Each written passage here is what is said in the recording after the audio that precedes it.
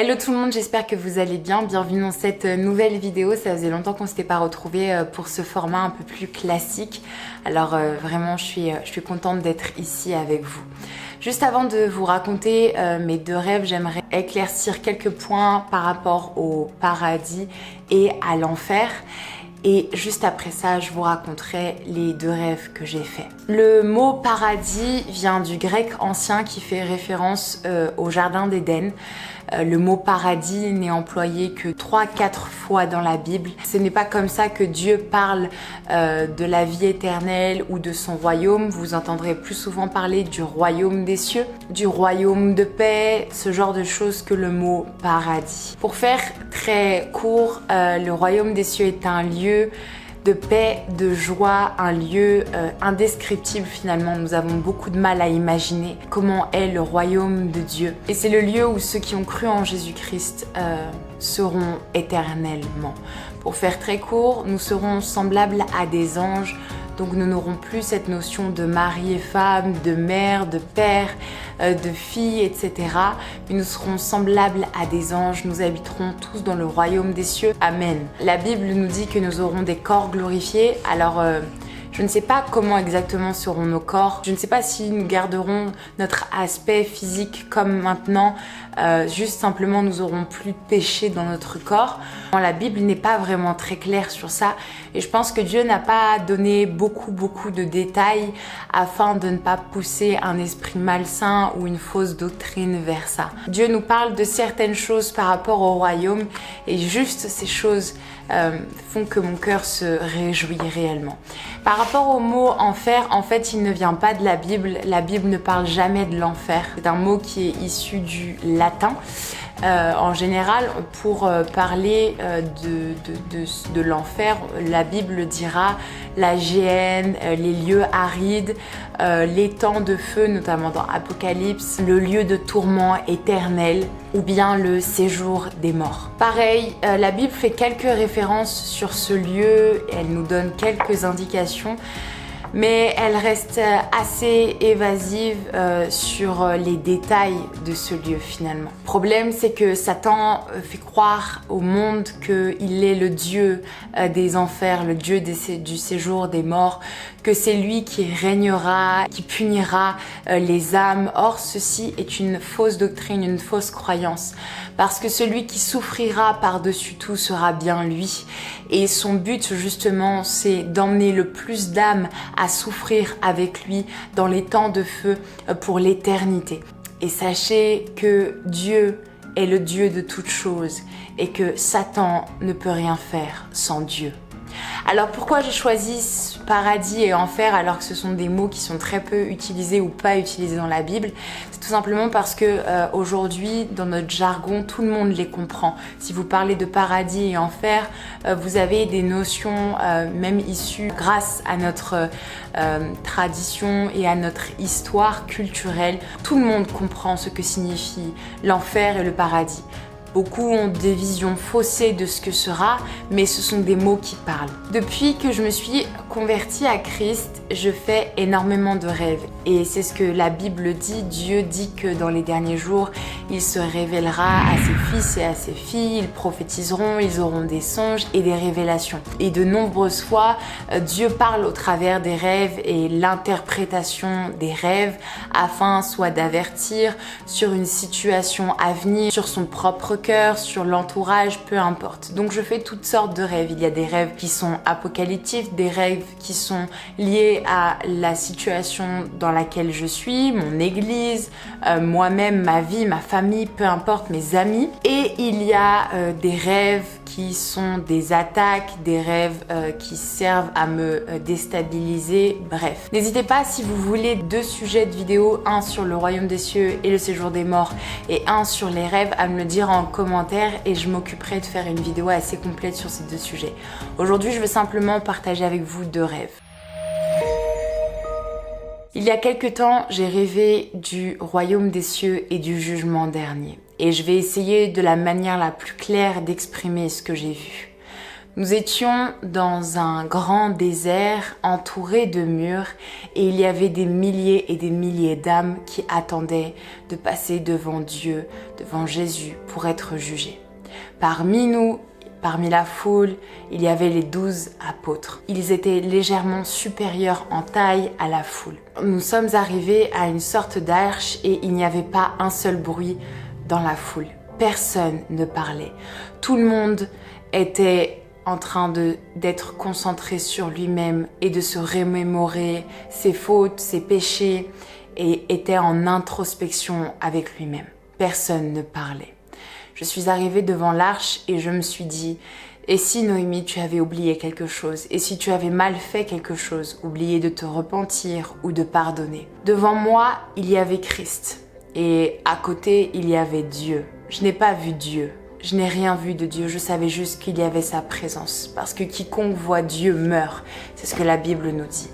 Je n'ai pas vu le visage de Jésus, j'ai simplement vu ses pieds. Quand je suis arrivée, je me suis écroulée par terre à genoux. Et Jésus me dit, Noémie, tout va bien, va à ma droite. Et lorsque les gens allaient à sa droite, c'était parce qu'ils étaient sauvés. Je suis allée à la droite de Jésus et nous étions tous à genoux par terre, en train de célébrer et de louer Dieu et de louer Jésus.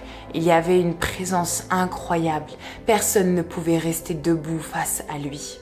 Un monsieur passe derrière moi et Jésus lui demande « As-tu été quelqu'un de bon ?»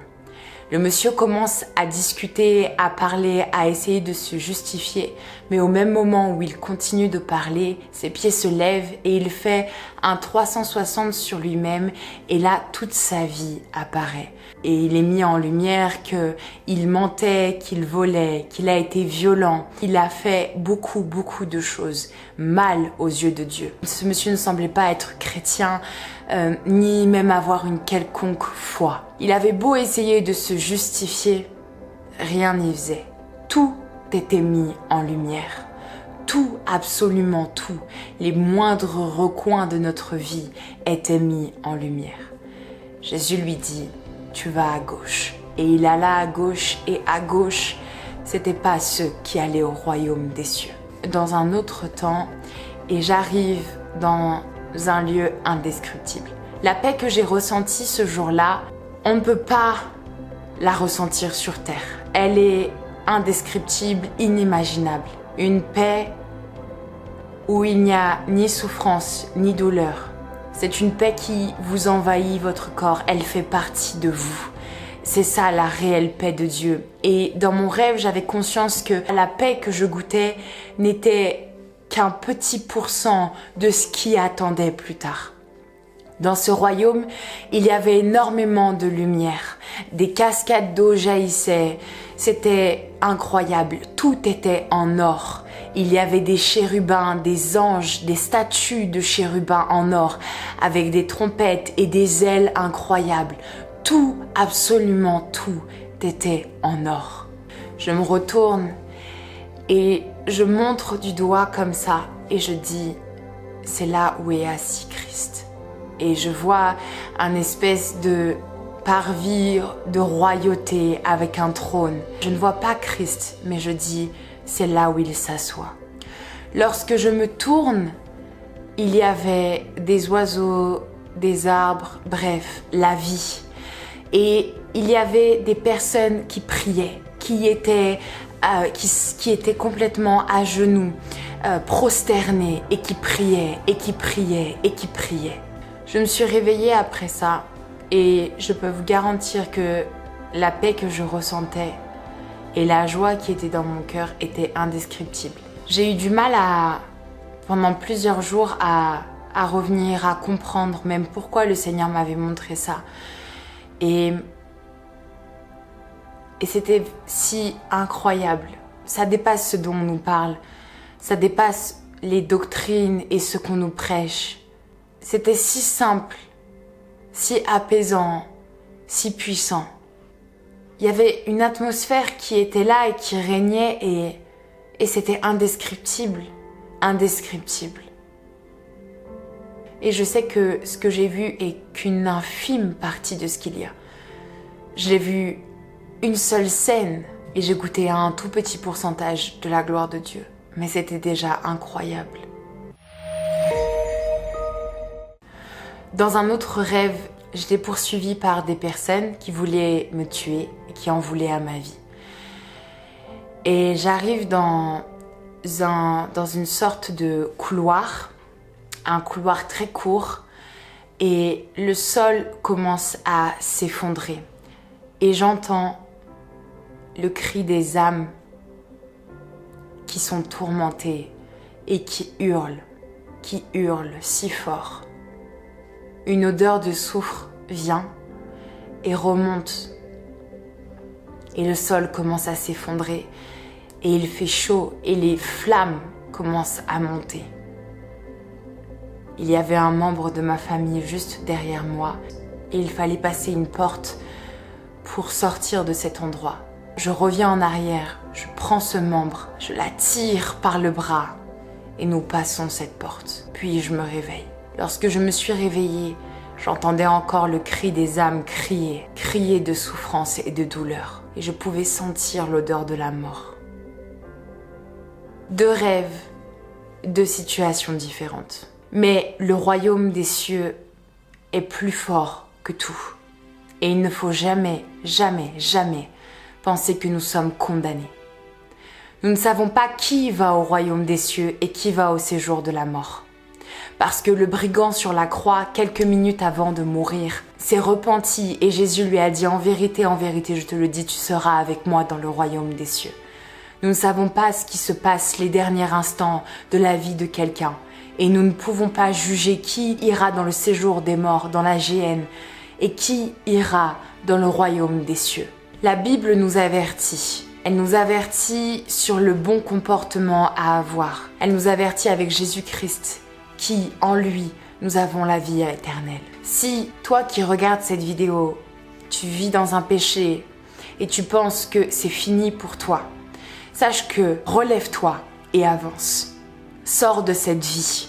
Sachez qu'il y a une différence entre pécher et vivre et se plaire dans le péché. Pourquoi je vous raconte ces 2 choses? Dieu veut que toute sa création soit sauvée. Il a tant aimé le monde qu'il a donné son Fils unique afin que quiconque croit soit sauvé. Et Dieu aime et veut sauver chaque âme. Il n'est jamais fini, il n'est jamais trop tard. Le jour où il est trop tard, mes amis, c'est parce que vous êtes morts. Mais chaque jour est une occasion de mieux faire. Chaque jour est une occasion de se rapprocher de Dieu. Sachez que ce qui nous attend dans le royaume des cieux, nous n'imaginons pas. Nous n'imaginons pas ce que c'est de vivre avec Dieu pour toujours. Nous n'imaginons même pas ce que c'est d'avoir la paix. Nous n'avons pas conscience, finalement, de ces choses. C'est ce que Jésus est venu faire. Il est venu prêcher le royaume des cieux. Le royaume des cieux, mes amis, avec Jésus. Aujourd'hui, c'est une occasion pour toi de tendre encore la main à Dieu, d'attraper sa main et de ne plus la lâcher. Parce que Dieu veut que tu sois avec lui dans le royaume.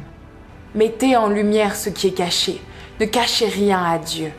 Confessez vos péchés. Il est fidèle et juste pour vous les pardonner. Tu vas y arriver. Tu vas y arriver et tu seras dans le royaume avec Dieu.